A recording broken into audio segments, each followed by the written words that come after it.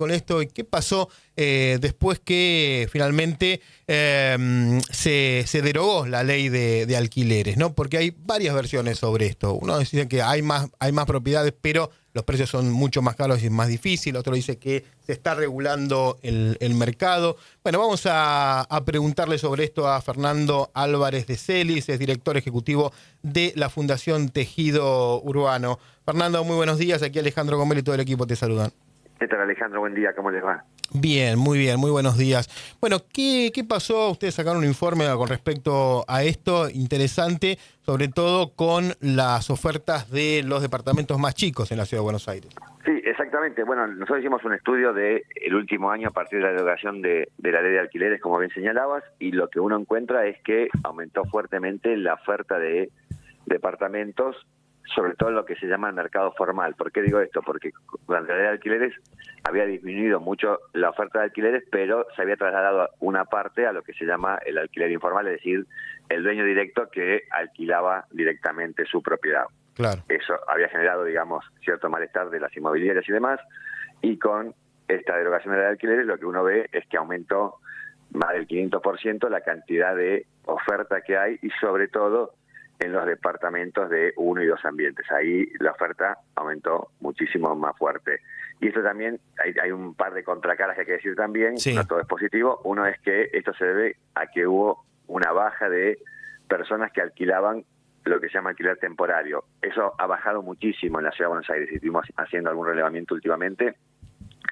Bueno, con los cambios en el dólar ya no es tan negocio, ¿no? Exactamente. Ahí tenés, y bajó muchísima la demanda de ese tipo de oferta, entonces algunos volvieron a ponerlo al alquiler permanente. Y después otro tema es que disminuyó fuertemente lo que es la demanda de las personas que viven en monoambientes, básicamente los jóvenes que se ven emancipados de sus padres y que en el último tiempo vemos que, producto de que la relación entre el salario y lo que tienen para alquiler no les da, y terminan volviendo a su casa paterna, y eso hace que haya menos. En la Ciudad de Buenos Aires hubo muchísimo, sobre todo en la pandemia y pospandemia, jóvenes que fueron a vivir solos. Bueno, eso decayó y eso obviamente baja la demanda. Y sí. Después el otro análisis que hicimos respecto a la ley de alquileres es el precio, y lo que uno nota eso es que te iba a preguntar. Hay más oferta, está bien, la gente empezó a poner otra vez los departamentos en alquiler, pero ¿qué pasa? ¿Se alquilan? ¿Cómo están el tema precios? Hay algunas asociaciones de inquilinos que trinan, que dicen los precios volaron por arriba de la inflación. ¿Qué está pasando con eso? No, hay dos cuestiones ahí. Una es el precio de oferta de los que están para alquilar, ¿se entiende? De eso lo que uno ve es que subieron, pero por debajo de la inflación. O sea, al haber más oferta, y recordemos también que desde la sanción de la ley de alquileres, todos los años los precios de alquiler estaban por encima de la inflación. Este año por primera vez están por debajo de la inflación, con lo cual es una buena noticia, obviamente que aumentan, pero por debajo de la inflación. Lo que hay que decir es que aquellos que siguen alquilando, sí, lo que les pasa es que vienen con las leyes anteriores. Entonces, si se indexa una vez al año o demás, obviamente que están acompañando la inflación. Y lo que sí les pasó a los inquilinos es que con el cambio de la ley de alquileres indexan cada 3 meses en líneas generales.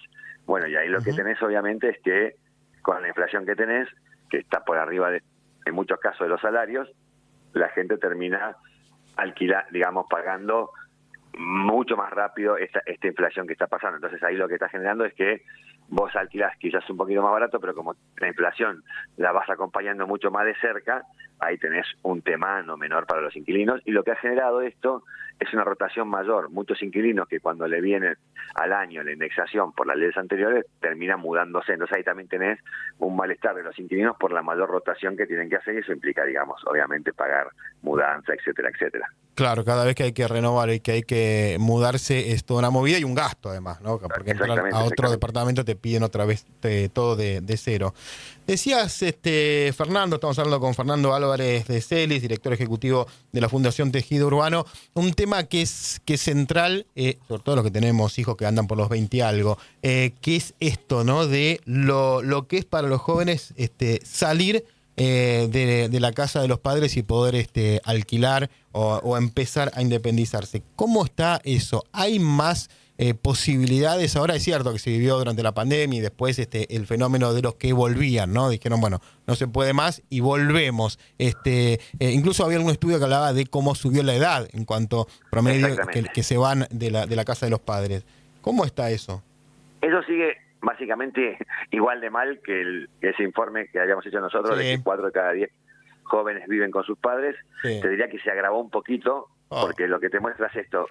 Ahí tenés que para una persona sola es mucho la presión del salario. Nosotros habíamos hecho un informe que aproximadamente, en términos generales, un porteño que alquila el 40% lo paga en salario. En el último tiempo, después del alquiler, estará en el 37%. O sea, disminuyó un poquito la presión, pero obviamente para un joven que representaba un 60% de su ingreso, sigue siendo imposible poder alquilar. Y ahí tenés, por eso también decía, aumentó la oferta también, porque bajó la demanda, sobre todo de este sector. Claro. No, sí, porque hoy un chico de 23, 24, 25 años, imposible irse. Imposible. En términos generales, con el salario promedio de un joven versus lo que sale un alquiler, es imposible. ¿Y cuál es la perspectiva que ven para este año que está empezando, para el 2025? Mira, nosotros, la perspectiva es que, y lo señalábamos en el informe, el mercado volvió a ser lo que era el mercado ante la ley de alquiler. ¿Qué quiere decir? La Argentina siempre tuvo este mismo, digamos, sistema que está teniendo ahora, con lo cual siempre está parejo. Lo que sí hubo, en Argentina venía muy fuerte la tasa de inquilinización. En la Ciudad de Buenos Aires estuvimos a punto de llegar al 50% de los porteños que alquilan. Eso descendió, está cerca de un 37%, y vemos que se está estabilizando hacia la baja, es decir, bajo esta demanda de jóvenes que te decíamos recién, con lo cual 1/3 de los porteños están alquilando. O sea que vemos que el mercado se está regularizando, digamos, en los términos generales, y va a ser un año técnicamente más tranquilo, digamos, porque acá también hay que decirlo, todos le echaban la culpa de alquileres porque era la que regulaba. Hoy el problema está entre propietarios e inquilinos, y vuelven los mismos problemas de siempre entre propietarios e inquilinos. ¿Entienda lo que voy?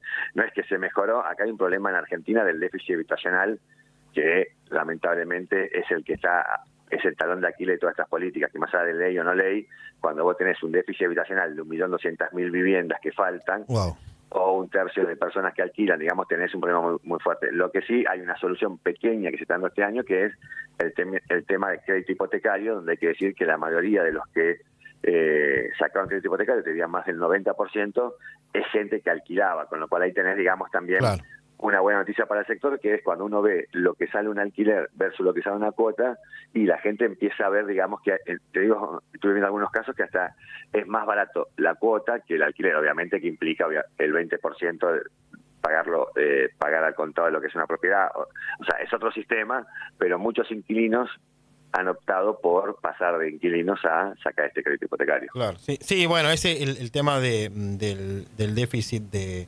habitacional es un temazo, porque después ves la cantidad de departamentos de lujo vacíos que hay, ¿no? Y que se siguen construyendo como inversión. Es que nosotros siempre decimos es que el mercado de construcción de vivienda no está asociado al déficit habitacional, sino a la reserva de valor.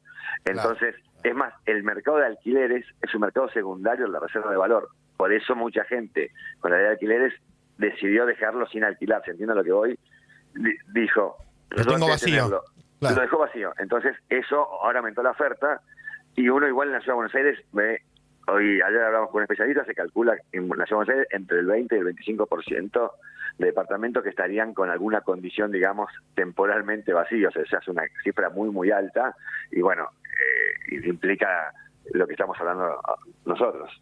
Muy impresionante. Vamos a seguir, porque este tema es central, es el tema de la vivienda y la angustia. Sabemos que se genera, sobre todo cuando uno tiene que estar en ese momento de alquilar y de tener que renovar o tener que mudarse. Así que es tema central, lo vamos a seguir de cerca, Fernando. Dale, un gusto y a disposición. Muchas gracias por la llamada. Gracias a vos, Fernando Álvarez de Celis, director ejecutivo de la Fundación Tejido Urbano.